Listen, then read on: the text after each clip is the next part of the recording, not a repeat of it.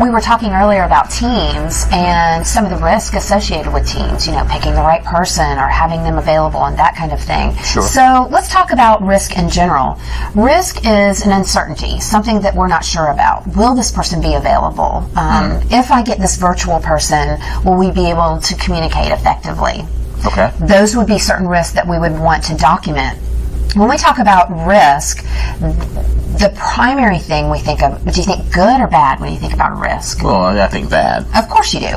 Because typically when we think of a risk, we think, ooh, that's risky. That could be scary, right? Sure. But there are good risks too. Those are opportunities. There could be risk that a new technology could come out because it's being developed that will make things cheaper or faster.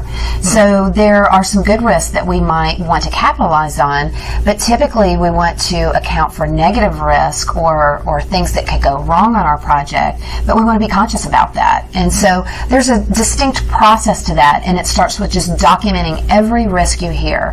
When I go into a boardroom or when somebody calls me in and says, hey, we're having problems with a project, anytime somebody voices a concern, it's a risk. Whether they realize it or not, it is something that it's either an unknown or they don't know how to control it, and so it's a risk that needs to be documented. So my first reaction would be to avoid risk, to ignore risk, or to eliminate risk. But you're saying we should document it. That's right. Document risk. Because what we need to do is there could be hundreds of risk on a project, if not thousands of risk. So what we have to do is we have to go through this process of ID them first. Then we've got to go and do a qualitative, well, what do we think about that risk? Do we think that it's really going to happen, or is that a long shot? You do have people out there that are what I call negative Nellies, who they just always, oh, well, this could go wrong, and that can go wrong, and the other thing could go wrong. And we can utilize them in the project management process to identify risk, because that's all they talk about. All they talk about is all the things that could go wrong, right? Okay, sure. So we ID those, but then we go through a process of saying, okay, well, what's the probability of that happening? And if it happens, what's the impact to our project? So we do that subjectively as a team, and we sort of counteract each other as far as negative Nellies or people who are, maybe take on too much risk. And as a group, we prioritize those, and then we usually will pick some that we'll do something about. So we'll go through quantitative analysis, we'll get some actual numbers, and then we'll put together a plan and say, hey, what do we want to do about this? Do we want to get insurance for this in case it happens? Or do we want to bring in an expert that knows more about it? We'll look for ways to either mitigate or avoid those risks depending on what we find through our process. So it starts here. It starts with identifying risk. And anything that's an uncertainty, typically what I will do is I will document it. Now, I know that this risk register looks a little crazy because I alter it for each project. But basically, all I'm concerned about now is this column right here. All I want is a description of a risk. Okay. Basically, we will use this risk register throughout the life of the project, and it's a working document. I'll go through and I'll close old risks that didn't occur or we, don't need to look at anymore. And I may even add risk as we go through the project and we're realizing certain things that maybe we didn't know about during the planning process. But in this first step, all we need to do is just document them. Any risk, uncertainties, or unknowns, we would put them in the risk register. So essentially at the beginning of a project, you're saying we should brainstorm on what all the different risks of the projects are going to be? So you can do that, but I don't even think you need to do that. Just listen. If you listen to people, people will talk to you about what their concerns are on a project, what they're nervous about, what they think might be impossible, what they think is going to be a challenge. Anytime you hear those words, your antenna should go up and say, hey, those are risks that I probably need to document in a project. I'll tell you a funny story. I was working on a very technical project at a particular chemical company, and they would talk about things. I had no idea the verbiage that they used. I had no idea what they were talking about it. But how they talked about it, I knew that it was a risk. So I would just quietly go and enter those into the description. And then when it came time for us to move forward on that, I would say, okay, well, I've documented some items here. Let's talk about them. And I would read it out, and they were like, well, how do you know about that? We went to school for 10 years to learn about that. And how did you know? And I said, well, I have no idea what that means. I just know that it's a concern to you. So if you just listen to how people talk about it, you'll know whether it's a risk or not. Okay. a couple of terms associated with risk is risk tolerance, risk threshold, and risk avoidance. Risk tolerance is how much is enough, how much is okay. It is very expensive to mitigate all risk. So we need to know as a company, not a person, as a company, what's okay. What kind of risk are we willing to take on? If I'm a nuclear power plant, I'm hoping that that's relatively low, right? If we are making, I don't know, foam board for school projects, then maybe that will probably be a little bit higher. You know, it just depends on what the application of the product or service that we're working with might be.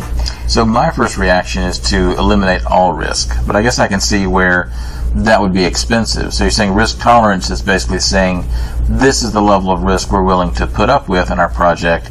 Anything higher than this we want to eliminate or reduce before we start. That's exactly right. Okay. Right. So risk threshold is a line in the sand. It is a subcategory of a risk tolerance, and it's just saying, okay, if we lose more than $10,000 if this occurs, then that's a problem. We can't absorb that. So a threshold is a line in the sand that we say it's not okay after that that amount or time. It could be time as well, not just money.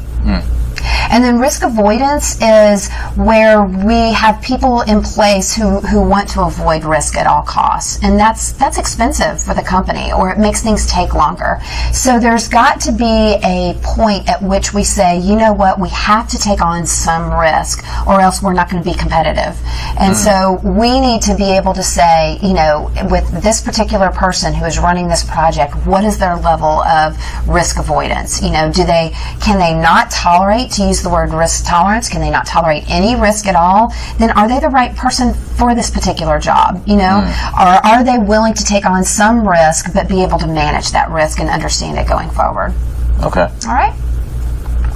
So why do we care about it? Well, the earlier that we can deal with risk, typically the less expensive it is to the project. So when we look at the degree of impact here and then the project over time, notice that as we go from initiation to closing, that line goes directly up. So what does that mean? That means that either time or cost is more highly impacted the later we find or we deal with a risk. Oh, I see. So when we're looking at putting our risk register together, that helps us prioritize what things should we knock out earlier rather than later, because if they are realized, then it's going to be more expensive or more time costly to us. So if we find a risk very late in the process, that's going to be very expensive for us to take care of. That's right, because it usually requires rework. All right? So, guidelines for identifying the risk to a project. We want to determine typically categories of risk. I usually don't worry about this initially. I'll just gather the risk as I hear them, but I usually see some categories sort of evolve. Things like people risk, technology risk, organization, finance, law, regulations, you know, all of those can be sources of risk. So as we put those risks together, then I'll categorize them to make sure that we haven't forgotten something big that we need to think about. Look out for special circumstances that might arise during any particular project segment or part. Especially if we have an R&D segment, are there any special circumstances during R&D that we probably wouldn't realize during manufacturing? So, you know, during the particular phase of the project, are we more apt to have certain risk over others?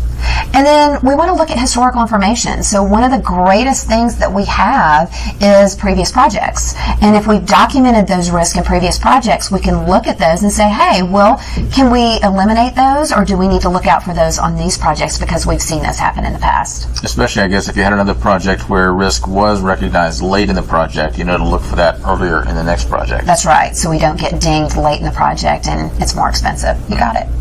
So as you can see here, this is the first step to the risk process. Risk identification is really just a gathering mode. We're just gathering risk. We're listening. We're paying attention. We're, you know, seeing what people are either confused about or concerned about, not sure about. All of those would be sources of risk, along with the assumptions that we made earlier in the scope statement and the constraints that we put together. All of those are sources of risk as well. Okay, so once we've identified all of our sources of risk, then what do we do with them? I will talk about that in a later module. Okay.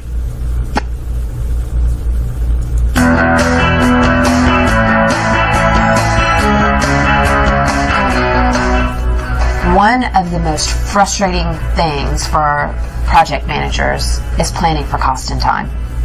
It is really difficult to work through a process and ask somebody, hey, how long is it going to take you to do this? Because if I say, hey, how long will it take you to clean my garage? What are you going to say? I haven't seen your garage, so I don't know. Most people would say, well, I don't know, a couple weeks. Well, it doesn't really take you a couple of weeks to clean my garage. You're thinking about, well, it'll be a couple of weeks before I can get to cleaning your garage. Right. So just that communication and two ships passing in the night really causes for a lot of issues in getting accurate time and cost estimates. So we go through a process using what's called a work breakdown structure. Okay. A work breakdown structure really has a lot of different aspects to it that helps us take that large project, break it out into either phases or objectives or deliverables, and then further break that down into what we call work packages. Work packages are groups of activities that I would assign to somebody and say, hey, here, this is something that you would need to do. So these are sort of little mini projects inside the project. Well, I would say less a mini project and more of what just people normally do, but we're not going to dictate to them, oh, well, you pick up your pen and then you put it on the paper and then you start moving around. We're not going to get to that level with somebody who already knows what they're doing. Sure. So we will say, hey, we want you to paint that room. Well, there's a lot of steps to painting the room, but we've hired them because we know that they have the skill set to do all those steps in one cohesive time period. Okay, And so that would be what we would call a work package. So in order to create a work breakdown structure, what we need to do is we need to put together the main objectives that would accomplish the project overall. So we talked about that in the scope statement, if you'll remember.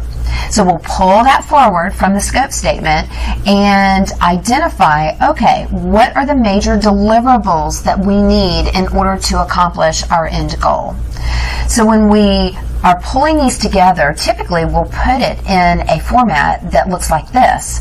It looks like a work chart, right? With, usually you have a president at the top and then you have department heads, etc. Sure, okay. And it kind of breaks down as you go down. So in the classroom, what I typically do is I use Post-it notes, and we'll put a Post-it note at the top with the project name in there, and then for each objective, we'll put that underneath it, and then we'll figure out what each of the deliverables and or work packages we need to do in order to accomplish that. Here we have phase, but it could be an objective as well. Okay, all right.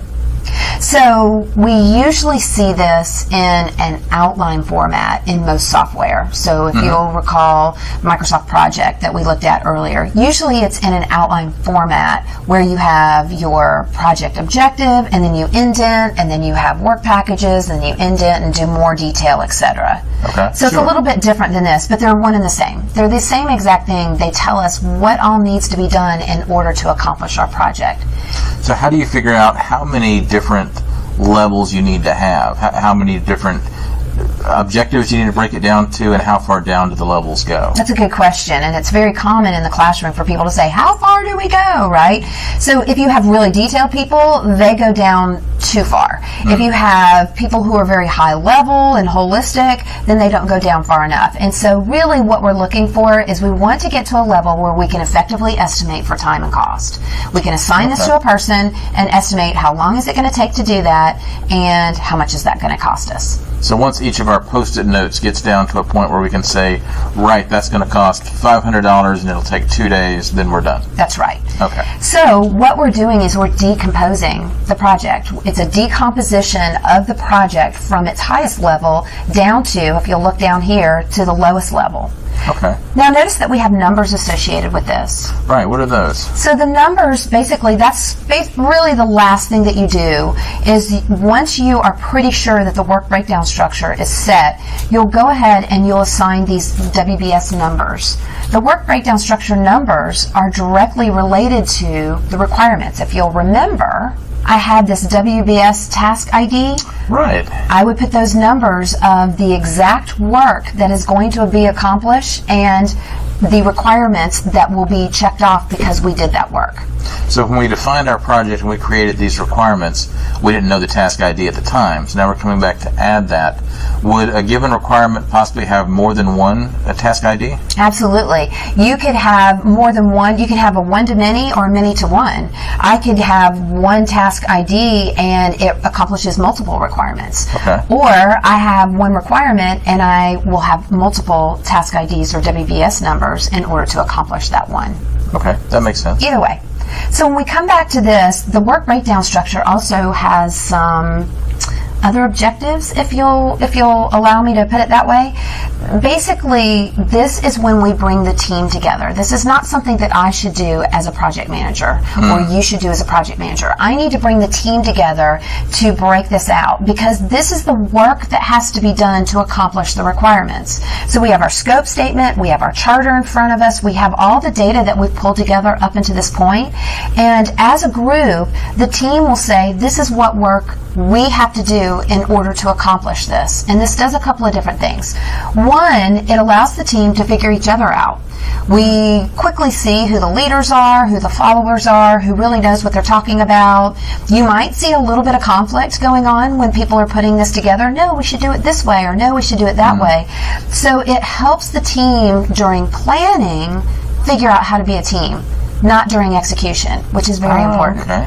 The other thing that a WBS does is it allows the team to say how their work will be done. So now we get buy-in. I'm not handing them a project and saying, do this, and they look at it and go, well, I wouldn't do it this way, or we should do it this other way. They are saying how it gets done, so now I have buy-in. And during execution, that will make management a lot easier because I'm just asking them to do what they said needed to be done in order to accomplish the project. That makes total sense. So it's a lot easier to kind of take away the excuse, so to speak, of them saying, well, this is too much work, I can't get it done. If they were part of the process of creating the amount of work and creating the deadlines, then everybody's on the same page. That's exactly right. I will tell you that in an organization, I have to fight for that. I have to fight for their time because remember that in a lot of organizations, planning time is seen as unproductive time. Right. We're not producing something. But if I can do this, usually it will shorten the amount of time that it takes to do a project, or at least the management activities on it, because the people have said, hey, this is how we need to do this. Okay. All right. So a WBS has a lot of different things associated with it. It has the work that needs to be done to the work package level. Typically, we don't go to the activity level because, once again, that's micromanaging, and that's not what we're trying to accomplish here. It allows us to see or get our arms wrapped around, well, what work, when in the scope we said these are the requirements, this is what has to be done. WBS this is the work to accomplish those things. So now we look at the actual work that needs to be done, and this will help us in the next step in order to put it in a timeline and start to look at, well, how long will it take us to do this work? When you look at the overall work breakdown structure, the main thing that we're doing is we're decomposing the work that needs to be done down to a level where we can estimate for time and cost. A lot of people want a rule of thumb or a heuristic to go by, and I'll tell them, well, when you're breaking down the work breakdown structure, if you're looking at it and you'll say, hey, with time it takes under 8 hours to do this or over 80 hours, then you've probably either broken it down too far or not far enough. So usually that 8 or 80 rule is a good rule to go by. It's not absolute, but it's just something that helps you or guide you in the right direction. Well, that's a good range to shoot for then. I can see that, 8 to 80 hours. So if it's less than 8 hours in my work package, then I'm probably micromanaging. And if it's more than 80 hours in my work package, then I probably haven't managed enough. That's right. The other aspect of this is, are we going to contract something out? If we're going to contract something out and have another group, then I probably won't break it down to the work package level. I'll probably just break it down to that phase level or objective level. But then I'll have things in there such as deliverables so that I can check and make sure that they're doing things when or how much, the two things that I'm looking for or managing them on. But I won't go down to that work package level. Sure, that makes sense.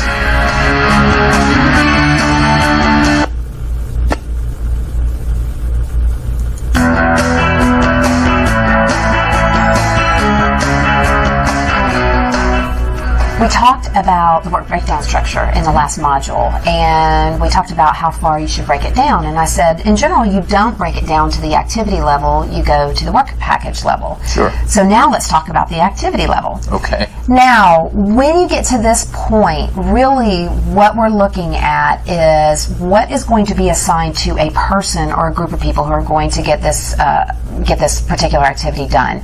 It typically has time associated with it, cost, resources, and it is at the lowest level, so that at some point we are going to do a bottom-up estimate utilizing our WBS and utilizing the information that we find here.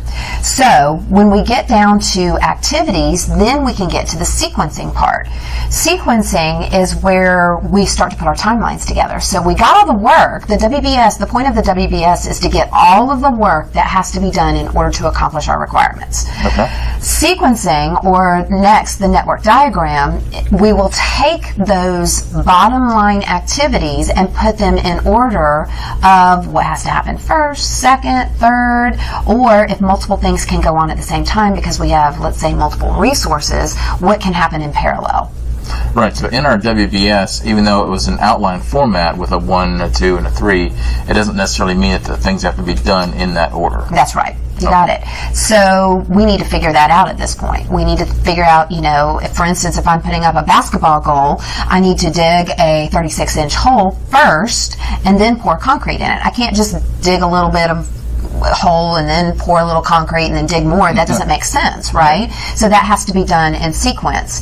But there are other things. I can be digging that 36-inch hole, and then I can have somebody else go ahead and assemble the backboard. And those two things can be happening at the same time to facilitate the process. Sure, okay. All right?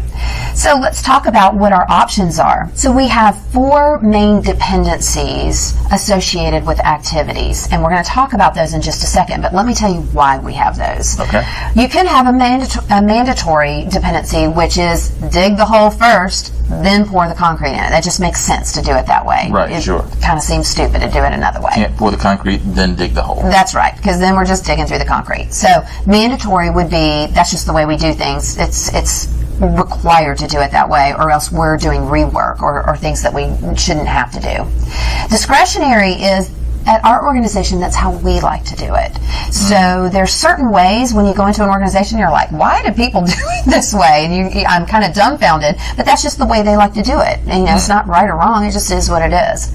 So discretionary is certain people like to do things a certain way. There are other ways to do it, but they like to do it that way. And then you have external. Maybe some government entity requires you to do it that way, like UL for electrical requires you to do things a certain way for safety reasons or as a certain process. ISO is another one. You could have other government regulations or any regulatory organization that comes in and says, hey, with what you're making, building, doing, whatever you're doing in this project, we say that you have to do it this way if you want our stamp of approval on it. So that can be an external reason. So let's look at the 4 different ways. You have finish to start, finish to finish, start to start, and start to finish. Let's go to another graphic so that we can actually see what this looks like. Okay, that'll help. All right.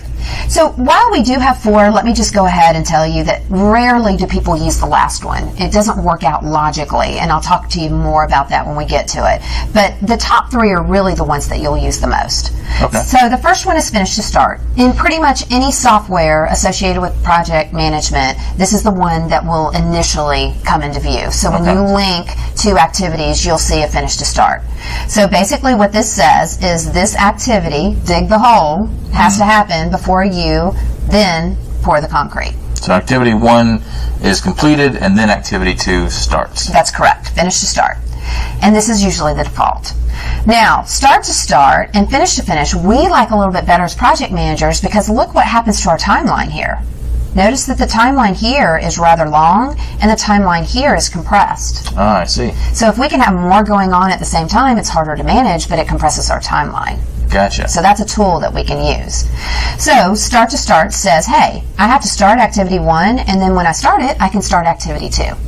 Okay. So, for instance, in the computer world, a lot of times, I might bring up and run a diagnostic, and as soon as I start that diagnostic, I can put it into the background and go work on something else. Sure. Okay. All right? So that would be start to start. Finish to finish is, it doesn't really matter, or those particular activities dictate when they need to start, but I need them to be finished at the same time. Okay. So the example I always use in class is dinner. I may be making baked potatoes and a steak, but I'm not going to start those at the same time. I'm going to do the baked potatoes first because they take longer, and then I'll do the steak, but I need them both to be hot and ready to go at dinner time at the same time. Great. Now I'm hungry. Sorry about that. Now, let me tell you why this one doesn't really make sense. Because basically what this says is activity 1 will start when activity 2 finishes. Well, if that's the case, then why didn't we make activity 2 1 Right. and activity 1 2 and just put them finish to start?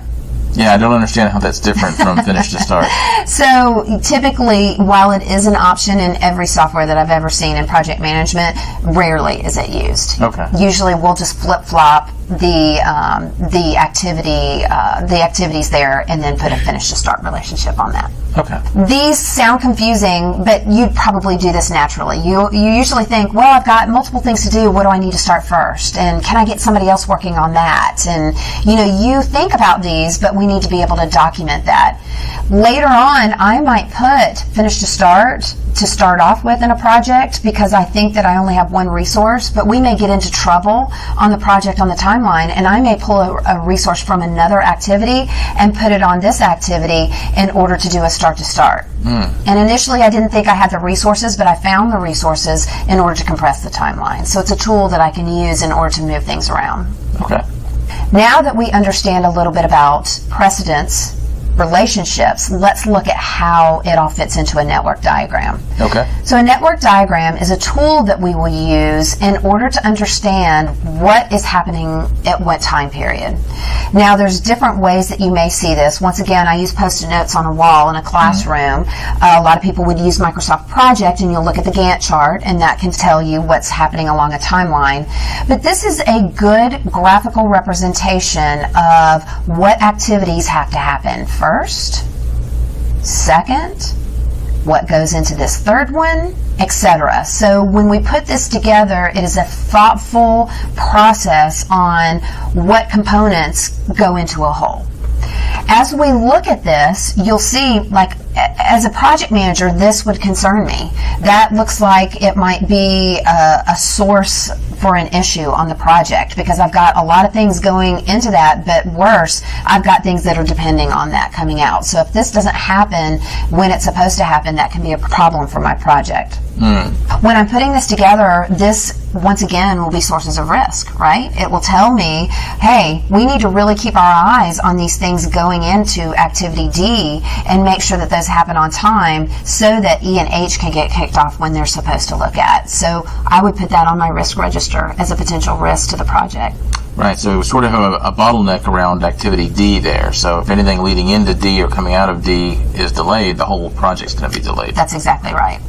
If time is the most important leg of the triangle, so usually, of course, all three are important. Scope, time, and cost are important, right?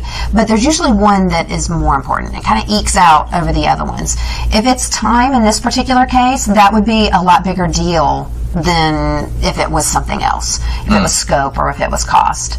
So, for instance, let me use the example of cleaning my garage. Well, let's say I would love to have a professional company come in and clean my garage and do, maybe paint the floor and paint the walls and do all this work to it, but I don't have the money to do that. So cost is the leg of the triangle that is most important to me. I may take longer to do it because only I will do it as the free labor, and I don't have to pay somebody to do it, but the timeline is going to be longer. But because cost is the leg of the triangle that's most important to me on that particular project, that's okay, and I'm going to work towards that. And I can affect more the scope and the time, but the cost leg of the triangle is set in stone. That makes sense. All right. So this is what a network diagram looks like. I'll be honest with you, in most software it's ugly because each one of those squares has information as far as duration, how long the project will take, who's assigned to it, if it has any lag or lead time, which I'll talk to you about in just a second. So you only usually see like 1 or 2 boxes on a screen, which is kind of ugly. Okay. If you zoom it out and you look at it like this, then you don't see any of the detail associated with it. So this is not a preferred method of looking at a project, usually a large project in most software. Now, we do have 2 different methods. We have precedence diagramming method, which is shown here, and then we have arrow diagramming method, which is sort of a method that is not used quite as much, which means that the activities are on the arrow, not the actual box here. Oh. So there's 2 different methods, but in general, you will see that this precedence diagramming method is the preferred method. Okay. All right, so let's talk about lag and lead time. There are instances when something can't start right after something is finished. Pouring a foundation, concrete, is a good example. I can pour the foundation, but I can't immediately build upon it because it has to dry, right? So that drying time, in this case, we're applying glue and we need a drying time, and then we can install the laminate. That is considered to be a lag time. Okay. The synonym for that would be wait. It's wait time. Okay, sure. In general, as a project manager, we don't like lag time because what does it do to the timeline? It stretches it out. It stretches it out. We try to avoid lag time, but sometimes it's a necessary evil, right? It's just something that we have to deal with in the project, but we have to be aware of it. So I would guess you try to schedule your resources and they have other things to work on during that lag time. Ideally, that would be great. You also have lead time. So we do like lead time. It's where you get a head start. Oh. A head start is maybe, once again, you have a relationship where I can start something and then I can immediately get somebody to start something else so that we can compress the timeline and get things done more quickly. Okay. Lag and lead times are just 2 things to be aware of when you are working with your network diagram. Some activities will have to have that built into the relationships between one activity and another. Okay. We've talked about a lot here. We've talked about activities. We've talked about sequencing them. We've talked about putting them in a network diagram and lag and lead time. All of this is going on through the process of putting a network diagram together as well as estimates and putting our estimates together so that what we can do is figure out when the finish date will be if we don't have a particular start date, or if we have a particular finish date, when the start date would be. Oh, okay. All right?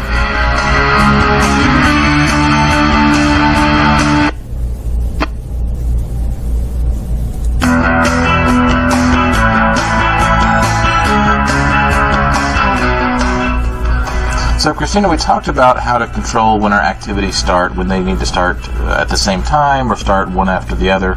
But when do we actually put those onto a calendar? Okay, so before we do that, we need to consider the resources. Okay. Different resources will complete things in different times. So we need to start this process of estimating how long will certain resources take in order to get a particular activity done. So let's talk about what goes into that. If you look at this, notice that when we talk about resources, we're not just talking about people. It could be a piece of machinery or equipment. It could be materials. So there's a lot of different things that we would need to consider in order to understand how long or how much a particular activity will cost us or how long it will take to do it. Okay. So when we look at resource estimation, there's a couple of things we need to consider. We need to look at how long it will take for a resource to complete an activity. So there's 2 different words that people use here. We have effort hours and we have duration, which are 2 different things. Duration is how long will it take for something to get done from start to finish, which is what we are going to work with here. But then you also have effort hours. A lot of times, especially like contractors will be a good example, they'll charge for the amount of effort in a particular activity or task. So for instance, on an effort-driven task, if you and I are both working on that and it takes us 10 hours, we're going to charge for 20 hours. Sure, because it's 2 people, 10 hours each. That's right. Okay. So, but there are also non-effort driven tasks where it doesn't matter how many resources we put on a task, it's still going to take the same amount. The example that I usually use is flying an airplane. Let's say if we're going to go from South Carolina to California, it's going to take us about 4.5 hours in order to get there. Sure. Well, what if I put 5 pilots on the plane? Are we going to get there any faster? Probably not. No, because what are we at the mercy of? Well, how fast the plane can go. That's right. We're at the mercy of our equipment, not necessarily of the resources that are there to do what they're supposed to do. Gotcha. So when we look at activities, the first thing we want to look at them for are these effort-driven activities or non-effort-driven activities. What resources do we have in order to apply to them? Are they experienced and can get it done quickly and efficiently? Are they new at it and they're going to be banging around trying to figure out how to get it done? We need to take that into consideration as well. And we need to look at availability. Are they going to be able to do this from beginning to end? Are they going to have to take breaks to do other things? You know, what's going on? And they have other there? commitments too. And other commitments, absolutely. So the rule of thumb typically is duration equals effort divided by units. So units would be people, machines, whatever we're going to apply to it. And this is loose, meaning that it's not absolute. I can't always say that if I have 10 effort hours and I divide it by 2 people, it's going to take us 2 days. Maybe if we get in there, and I find with developers a lot of times, if I put 3 developers on something, it takes them longer than that because they have different ideas of how they should go about it. And there's sort of some coordination overhead. That's exactly right. But that's just a loose, way to look at an effort-driven task and how long it should take in order to do that particular thing. Thinking about those 2 things, effort-driven versus non-effort-driven, what we want to do is we want to look at things like how can we level our resources. Resource leveling are methods of resolving any conflicts that we might have. Like, for instance, let's say that you're really good at programming and you're also really good at doing some network things that I need you to do. So I apply you to my project or to 2 activities on the project, but those things are supposed to be happening at the same time. You can't be in 2 places at one time, can you? Not yet. Not yet. You're working on that, right? That would be something that I would probably have to go through some resource leveling and say, okay, I have some options here. Do I get somebody else to do one of those and let you work on one thing? Do I expand the timeline and let you work on both of those, but you do that at different times? At a different time. So those would be some different things that we would look at: increased duration, increased resources, reassign to another resource, or just reschedule altogether. Okay. Duration estimation. One of the things that I use, rather than just going to a person and say, hey, how long is it going to take you to do this? Which a lot of people do, but once again, people have a lot of things that are rolling around their head that they're not sharing with you when they spit out that time frame that it's going to take to do something. So typically what I do is I use what's called the PERT method of estimation, and what that is a weighted average. What we talk about with this is I'll say, hey, in the best case scenario, how long does it take you to do this particular activity? And you'll say, oh, well, if I don't have anything else to do, it might take me 1 day. Okay, well, let's say that everything doesn't go the way you want it and it goes awful and you have a bunch of other commitments that come in. How long would it take you to do it? Well, gosh, that might take me 5 days, let's say. All right, so now I have 1 day and 5 days. So my last question to you is, okay, based on what you know about your current situation, your current work environment, by the way, talk to me about that and tell me what it is, then what's the most probable time? And you'll say, in reality, it'll probably take me 2 days to do that particular activity. Okay, so best case 1 day, worst case 5 days, and I'm saying realistically 2 days. Once we receive that information from the person giving us an estimate, then basically I would plug that information into my formula here, where I would take 1 times optimistic time, 4 times the most probable time, and 1 times pessimistic time. So if you kind of add that up, there's 6. That's why we're dividing by 6. You see this? Okay. So we would add those up, and we would get 14 divided by 6, which would be 2.33 days. Okay, so our optimistic time was 1 day. We take 1 of those. Our most probable time was 2 days. We took 4 of those. And then our least optimistic, our pessimistic time was 5 days. We took 1 of those. Add all that together, that's 14. So we divide that by 6. So 2.33 days is what this PERT technique would tell us is a reasonable expectation. That's right. The gold in this, though, is really the conversation. Now I know what's rolling around in their head on why would it be pessimistic? What all could go wrong? Talk to me about that. Maybe there's something that I or my sponsor can do about that in order to make sure that that doesn't happen. And try to create that most optimistic scenario. That's exactly right. That's exactly right. Or if it looks like that's probably going to happen and they're going to get pulled from the project, which is what they're afraid of, then I'm going to put that on my risk register. Go ahead and factor it in, sure. That's exactly right. So what this helps us to do is have a good conversation around what is the most realistic time we should put for this person, not have them either sandbag or be overly optimistic on how long it'll take them to get a task done. Sure, okay. So the PERT method, good conversation. It also gives you an idea of what you should put in for your actual estimate. We kind of do this anyway, right? I mean, when you get an estimate for something on your home, do you just call one person? No, we always get a few. You always get a few, usually 3. And so that 3 is a magic number just to make sure that you can see if they're all in the realm of each other as far as that estimate goes. So now that we have that, what we want to do is we want to plug those durations into our network diagram. Remember that? Sure. So we'll plug those in, and what we're going to do is do what's called a forward and backward pass to get not only our critical path, but we also want to figure out which is the longest time between start and finish. So that's how long it will take us to accomplish our project. But we also want to figure out what float we have. What activities aren't on the critical path that will tell us, well, maybe we can move things around if we needed to. So it's a tool that we can use as a project manager. Let's take a look at it. Okay. So right here we have a network diagram, and it's got a few extra pieces of information on it than what we saw before. Sure, those little blue boxes are new. That's right. So we had our activities, and they're in what format they need to be in order to get those accomplished. Then we also have the duration in the top right-hand corner that we calculated. Then we have these guys down here. What these allow us to do, and we'll walk through this step by step, is it allows us to do a forward and backward pass to identify what activities have float. So, Christina, you keep using these terms, critical path and float, but I don't know what those mean. Okay, so let's talk about critical path first. So critical path is the longest path between start and finish.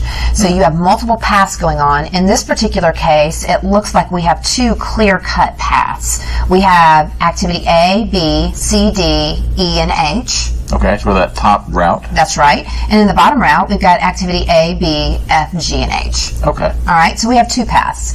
So between those, when we add up the duration, and let me show you this image, when we add up the durations, basically we look for the biggest number.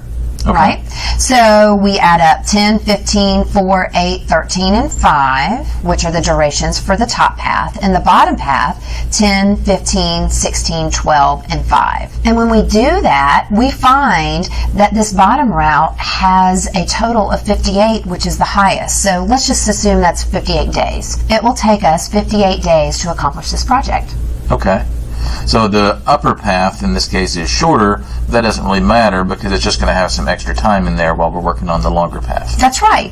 So we view that as float. These items at the top have float, which means it's the amount of time that the activity can be delayed before it hits the critical path. Okay. So that's that slack time that we have in the upper route in the other diagram. And float is also known as slack. Those 2 terms are used interchangeably.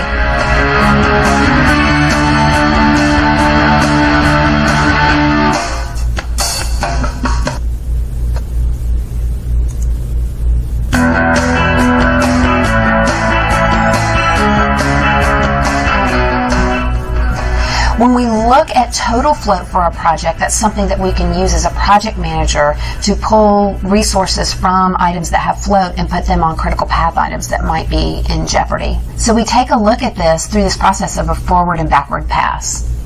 So that sounds like football. It kind of does.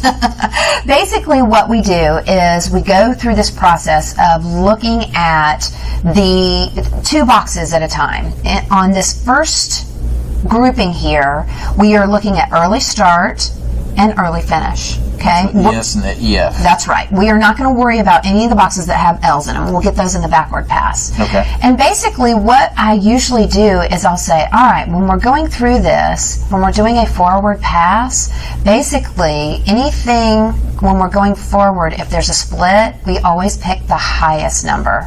When we come backwards, we always pick the lowest number. And basically what this is going to do is this is going to give us a variance between these numbers down here below that will tell us which ones have float. So let me show you how this works. Okay. We start here with early start. We always start with 0. Okay. Start with 0. We're going to add the duration, which is 5, until we get the 5 here. All right? All right, so activity 1 started at 0 and ended at 5. That's right. That's easy. Okay. So then we bring that 5 forward here to activity 2 as the early start. So activity 2 starts at 5. That's right. We add our 4 and we get 9, so it ends at 9. good. Now we have a split here where we are going forward and activity 2 goes into 2 and 4. So now we'll bring the 9 forward for the early start for 3 and 4. Okay, and I see the duration for 3 is 6, so our early finish there is 15, 9 plus 6. And the duration for 4 is 10, so the early finish is 19, 9 plus 10. So does that mean that since 4 is the longer route, that's our critical path? It is, but hold that thought. We'll see that in a minute. Okay. Now, here's where the dilemma happens. Notice that for 3 we have 15, and for 4 we have 19. So remember what I said, going forward you always take which number? The bigger number. That's right. So when we look at that, we bring that 19 forward. Then we add the duration of 5, and our early finish for 5 is 24. Good. We bring that 24 forward. We do our math, and now we see we have an early finish of 34 for activity 6.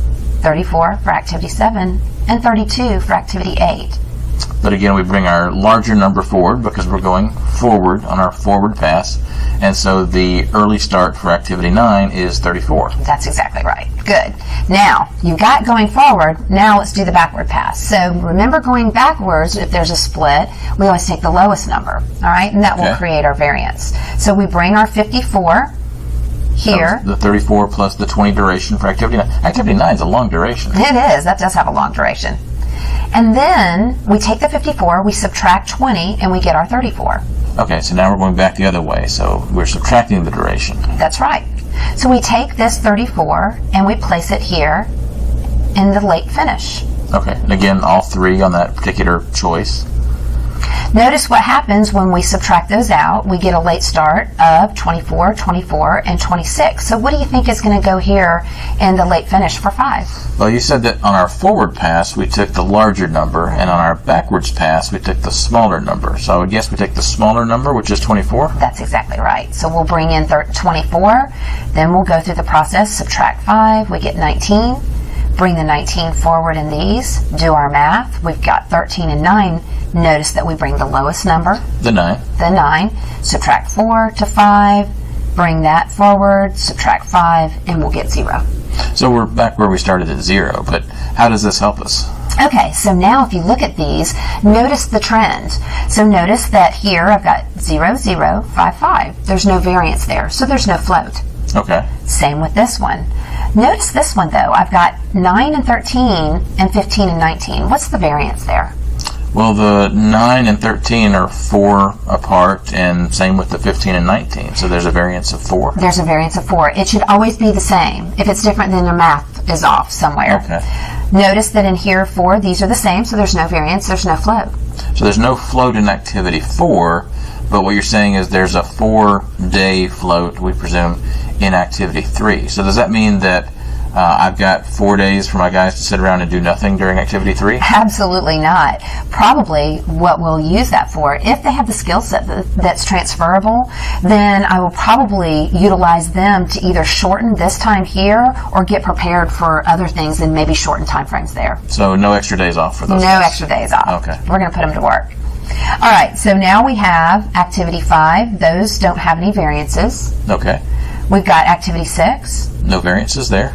activity 7. No variances there? What do we got going on in 8? Well, the early start and late start are 2 apart, 24 and 26, and same for early finish and late finish. So there's a 2-day variance in activity 8. That's right.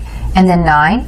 they're the same, 34 and 34, so no slack there. So what this tells me is, let me get my pen here, is that activity 3 and activity 8 both have float. And everything else is on the critical path. It has to get done on time in order for us to meet our end date. Okay. So critical path is a tool that we use. Critical path analysis is a tool that we use in order to optimize our resources and make sure that we are staying on time when we need to. And then float or slack is a tool that we use in order to maybe move resources around in order to make up for time, or if somebody maybe wants to add an activity, change control, then we might use up some slack and still be able to finish our project on time.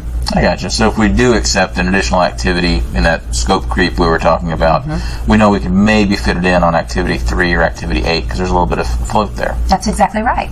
So you can see that when we put this together, whether it's in this format or whether you see it in an outline format or a Gantt chart in software, there are some ways that we can look at this and utilize it in order to maximize our schedule. So I can really see how useful this is in trying to figure out where I've got that extra time that I can play with, maybe where I can reallocate resources. But this seems like it's a really time-consuming process to go through each of these steps for every activity in my project. Surely there's an easier way to do it. Well, I will tell you that most software project, for example, Microsoft Project, all you have to do is go to the a particular view. I think it's called the detailed Gantt view. And when you go to that view, it will show you your critical path in red automatically. You don't have to calculate anything. And then it will give you little gray lines after an activity to tell you if it has float or not. So it's something that it calculates automatically depending on how you put your dependencies together. I knew there had to be an easier way for technology to help us out. Well, but you need to know how it's calculating that. That's true. This is really helpful. Good.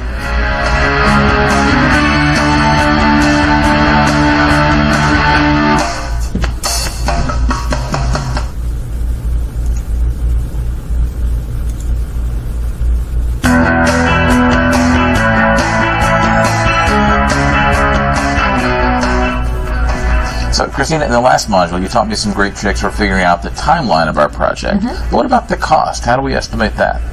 That's a great question. Really, it's very similar, right? I mean, we have to get it down to the activity level, but then it becomes pretty easy to estimate for the cost at the activity level. So the things that we're going to consider are your labor cost, of course. Sure. And then any materials cost associated with it. If you have to rent something, you would, you would consider that, equipment, space, what have you. And you could add that up per activity and then roll that up to the objective and then roll that up to the project to get an overall project cost. Okay, so where do we start? All right, so let's talk about this. When we look at cost estimates, basically we are trying to look at the lowest common denominator and then aggregate that up. It's called a bottom-up estimate. There are other ways to estimate, but that is typically the most accurate way. I mean, you could get a one-point estimate. You could just say, hey, we think it's going to be about this much, and if cost is not, if your budget is not that big of a deal, a lot of people do work that way. You could go through the process of getting an analogous estimate. Well, this project cost this much, and so this one should cost about this much. Well, if you've done something similar in the past. That's exactly right. Okay. Once again, you have to look at the details, though, in order to fine-tune that. A lot of people now, with the availability of software, will do parametric estimating, where they'll go through the process of plugging in variables such as however many square feet we're going to build and what kind of materials we're going to use, and it will say, okay, well, in your area with this zip code, it should cost this amount based on what current costs are for those, I-beams, 2x4s, and what have you. Okay. But we were talking about, in the last module, we talked about the PERT method. And that is a good method from the bottom up because it also talks to you a little bit about what are the risks associated with this particular estimate. If someone says, well, it could cost this, but it could cost this, and there's a pretty big variance between those two, the next thing out of your mouth is going to be, well, why? So we used the PERT method for figuring out our timeline before, looking at the most optimistic, least optimistic, or most pessimistic, and then a realistic guess. We can do the same thing with cost? Absolutely. That estimating method works for both time and cost. Is it the same factor? So the optimistic times 1, the pessimistic times 1, and then the best guess times 4? Yep, the most probable will be times 4 because that is your expert's kind of gut feeling on what it's going to take in order to get that done. Okay. We look here at our activities. That's the first thing that we want to look at. And associated with that, what are the resource costs, what are the materials costs, etc. We also are going to factor in later on risk associated with cost. We haven't quite got there yet because we haven't worked with a risk register, but I'll show you how you'll add that in to get your final cost for the budget. In looking at these, basically what we're trying to do is we're trying to maneuver, hey, we have a cost constraint associated with whoever sponsor gave this to you said, hey, we want you to stay within this budget. Well, then we have to manipulate, well, what scope can we do within that based on the activities associated with that, the materials needed, and the risk associated with that. So what do you do if you find that the cost of the individual activities, when they're aggregated together, is higher than your budget? That's a good question. It happens all the time. So unfortunately, there is this unhealthy relationship between sponsors and project managers. And in the past, if a project manager didn't know something, they would pad it and just add extra time or cost for whatever they didn't know. Well, sponsors aren't stupid. They knew that. So what they would do is say, hey, I want you to cut that by 20%, or I want you to cut that budget by this much. And they have this relationship based on not knowing exactly what activities, what people, what materials they're going to use. By using this process that we're talking about, we do know, and it's very accurate, usually plus or minus 5%. And that 5%, 5 to 10%, is based upon the risk, on whether those risks occur or not. When we look at this and somebody says, hey, that's not within our budget, I start to talk to them, okay, well, if you need to cut costs, then what are you willing to give up? Scope, let's talk about what scope you're willing to cut, or maybe push off until another budgetary time. Or I might say, are you willing to give on time, and maybe we use a less expensive resource? Okay, that makes sense. So you work that triple constraint in order to get within their cost constraints. All right. So, there's a lot of different guidelines for determining project cost, but basically what I do is I look at who is giving me this estimate and what is their expertise on this. Have they done it before? What do they cost? Am I getting a return on investment for that? Are they giving me a lot towards the project that they're worth the cost that I'm paying? These are all questions that I sort of ask myself when we're putting a budget together to make sure that we're spending our money wisely. We might actually decide to mitigate a risk by getting a contractor to come in, and they might be more expensive, but we're mitigating the risk of something negative happening that we don't know anything about it because we've never done it before. So our optimistic might go a little bit higher, but our pessimistic might come lower, so we're narrowing that budget range. That's exactly right.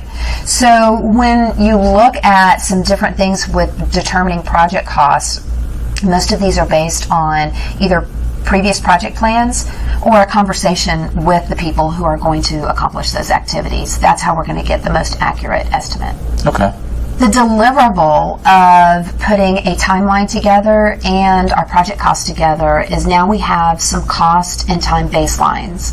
Baselines are what we plan to do based on the knowledge that we had as a team to put our project together, and then what we'll do is we'll compare actuals against that as we go forward with our project. So it becomes a useful tool to see A, how good are we at planning, or B, how good are we at sticking to a plan. Sure. So we're measuring how our actual costs and our actual timelines measure up against the baseline to see how far off we are from our plan. That's exactly right. You got it. Gotcha.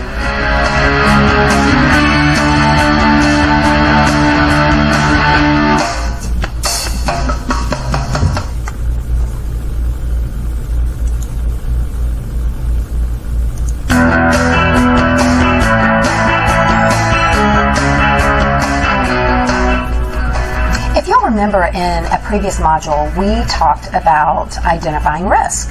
I remember we talked about it, but we didn't go into very many details. Okay, so that is the first step to analyzing risk, is we have to document them first. Okay. As people talk in conversations, you'll hear a note of concern, or people will be worried about things.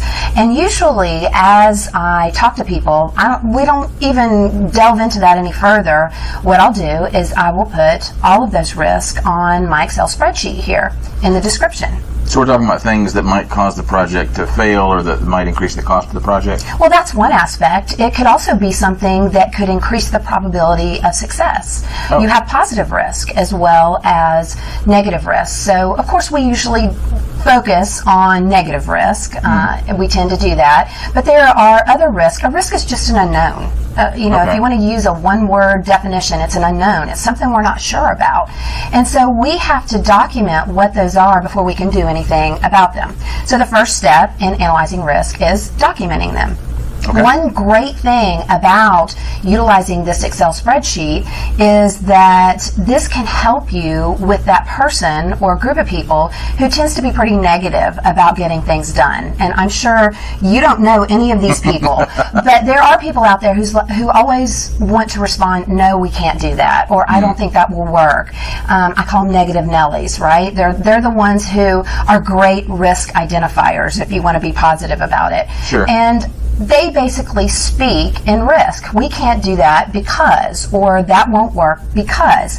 Anything behind that, you're going to put as a risk to your project. And the great thing about this is you can stop them in their tracks before they delve into it too much and we, go down a rabbit hole, and we can say, okay, great, I've got it on the risk identification. Now let's move on. Okay. So they can relax a little bit knowing that we're going to address it through this risk documentation. That's exactly right. So do we create a spreadsheet like this, or how do we document those risks? So this is something that I use. I use this risk register in my combined template, and I just put in the description any risks that I hear. I usually have a couple of hundred risks associated with a particular project. Wow. And on some projects, I might actually get into the thousands. If it's a really big, long project, a couple of years, 5 years, there may be multiple sections that I'll do, multiple categories. But the first is just documenting them. So that's step one. Step two is once we have a good amount of risks together as a project team, we need to get together and we need to quantify those. And so we'll do that first subjectively. So what's subjective mean? Means it's relative to me. It's just how I feel about it. That's right. So as a group, hopefully we will sort of balance things as far as how we feel about it as a group. And what we'll do is we'll come over here and we'll say, okay, as a group, what is the probability that we think that risk is going to happen on this particular project? And if it happens, what's the impact to the project? Now, the impact could be dollars, or it could be time, or it could be both. So in this particular project, the last one that I worked on, we were primarily looking at dollars. Okay. So in the qualitative analysis, I would take the probability that the group decided on, the impact, whether it's time or cost, and then multiply those together in order to get the expected value. Now, the expected value isn't what we're going to get hit with in reality. The impact is what we're going to get hit with. But what expected value does is it helps us normalize those numbers so that we can quickly pick out which ones we should probably delve into a little bit further. Okay, so yeah, if there's an 80% chance that I'm going to have a $10,000 impact, I can see where that would be $8,000 worth of concern that I would have in the overall budget of the project. And so these are not hard and fast, guaranteed. There's an absolute 80% chance that this risk is going to happen. This is just how the group felt it was most likely to be. Right. So it's our gut feeling. As a group, we may have some optimists, we may have some pessimists, but as a group, we come together and we say, hey, we're going to agree on 80%, and if that happens, the impact is $10,000. Okay. All right. So what this does is this separates the critical few from the uncritical many. This helps us focus on the ones that we really probably should do something about, because if they occur, it is going to affect our project overall. Now, if you'll remember, the important things with our project is time, scope, and cost, the triple constraint. So, primarily, we're looking at things associated with impact to one of those three constraints. All right?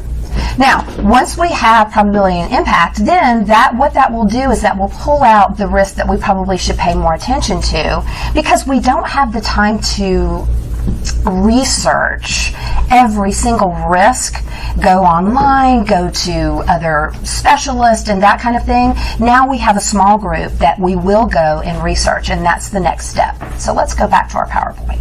So our goal here is to figure out which are the risks that we really need to spend our time working on. That's right. Which ones do we need to research? So the first step is ID risk. The second step is this qualitative analysis where we rank and assess and prioritize our risk. And then we take those and we do a quantitative analysis.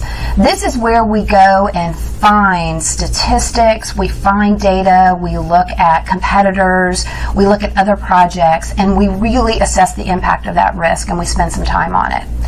What comes out of this is a couple of different things. If it's worthy of us to add something back into the project. Now, earlier we talked about assessing cost and time, and so that's our first pass. The second pass is that we may need to add time, or we need to may need to add cost into our project in order to account for something that we think is going to happen. Okay. So that might be, well, let's just use one of the examples of our risk response. Maybe we mitigate a risk. So mitigation means that if it happens, we have this other plan that can go into place, but it might cost us a little bit more time, or it may cost us a little bit more money. Sure, okay. So we would add that into the project, and it's not padding because we've assessed that risk and we said, hey, it's 80% chance that it's going to happen, and if it happens, that's a $10,000 hit that we're going to take. So if that's the case, that's pretty high, right? I mean, 80% is pretty high. If you're in Vegas, you would probably bet on that, right? True. So we probably should have a mitigation plan, and maybe that mitigation plan is that we install an alternative software that may cost us $500. Would you pay $500 in order to save $10,000? Sure, absolutely. I would too. So I would add that into our budget. That would be a line item budget item. Okay, all right.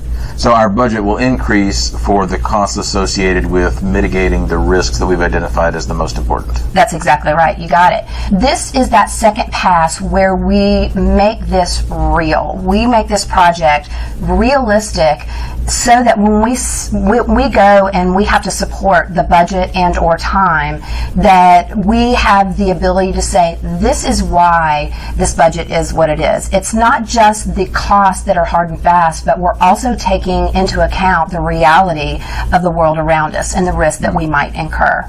Now, what's interesting about this is, think about this for just a second. You're the CEO of a company. I bring you a budget, and you see the hard and fast items that you have to pay for, but then you see these maybes. What's your initial reaction to that? Well, my initial reaction is, why do we have these maybes? Well, why do I need to spend money on those? That's right. So that is the natural reaction that most sponsors will have, and they'll say, let's go ahead and just cut those out. Cut the budget by 20%, or cut the time by 30%. My response to them would be, let's take a look at the risk register, and with your positional power, what can you do to make sure that this risk doesn't happen? Or what can you do to reduce that probability from 80% down to 20%? Is there something that you can do? One thing that a lot of people will put on a risk register is the risk of resources being taken away from their project and put on another project. Okay. So if I have that on here and I've added, let's say, a month to the project because think that that's a risk to the project, and my sponsor says, take that month off, I'll say to them, well, what can you do to make sure that my resources don't disappear during that time? Because we put that as a probability of 50%, which is pretty high. And so we can have a conversation as to the specifics. I'm not just adding 10% on the top of everything, saying I'm not sure about stuff, and so I'm going to add money or time to it. I have specifics that we can have a conversation about, and if they can guarantee me that my resources aren't going to disappear for a month, or that the hardware performance is not going to be sufficient because it's something that they can have a hand in, then I'll be willing to take that off the budget or take it out of the time. Yeah, and I can see where that's a much different conversation when you're talking about specific issues versus a vague, something might happen sort of a thing. Right. We have done our homework, and we are trying to come up with a budget and a timeline that is as realistic as possible. So, in doing that, we can't just take, well, here's what we know. We also have to consider what we don't know. And we have to add a little bit of that into the project in order to make it realistic. That makes sense. So the steps here is that we ID the risk, then we do a subjective analysis or a qualitative analysis, and then we go through that and do a analysis associated with the specifics, which is the quantitative analysis. And once we have those specifics, then we have our risk responses. Now, we have responses of avoidance, acceptance, mitigation, and transference for negative risk, but we also have positive risk that we want to consider as well.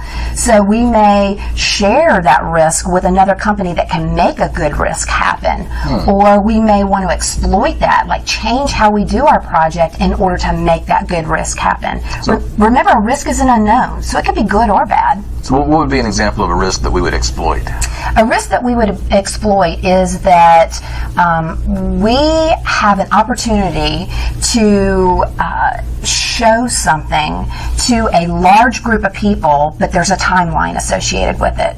So maybe in order to show this new part of the project to those people, that we're going to change the timelines on how we're going to do things. Maybe we would be willing to pay for overtime, or maybe we'll bring in additional resources in order to make sure that we get that part done in order to show that large group of people that aspect of the project. So we call it a risk. It sounds like it's really more of an opportunity, I guess, in that case. That's exactly right. A positive risk would be an opportunity. That's another synonym that you could use for that. Okay. So when we look at our risk responses, we would choose our risk response and then the action associated with that. Well, what are we doing and who's responsible for that? And this is a document that as we move forward, I'll use it in planning, but this is a working document throughout the life of the project. I will go through, and a topic of every conversation that I have is what's going on with the risks that we know about, and do you know of any risks that have come up that we haven't documented so far? So I might go close risk, but I also might add risk to this risk register as well. Oh, so this isn't set in stone. We'll be adding risks as we go along. It's a working document throughout the life of the project. Okay.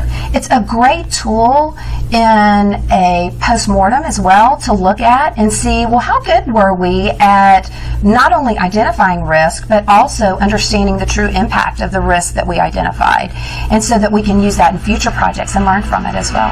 Okay. Excellent.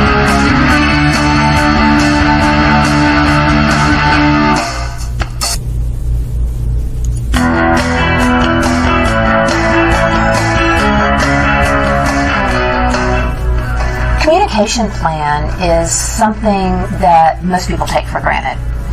When you get a group of people together and we come into a meeting and we're talking about a project, everyone says, okay, well, we got everything and let's move on. But unfortunately, communication is one of those things that is either overdone or underdone. Have you ever worked on a project where somebody copied you on absolutely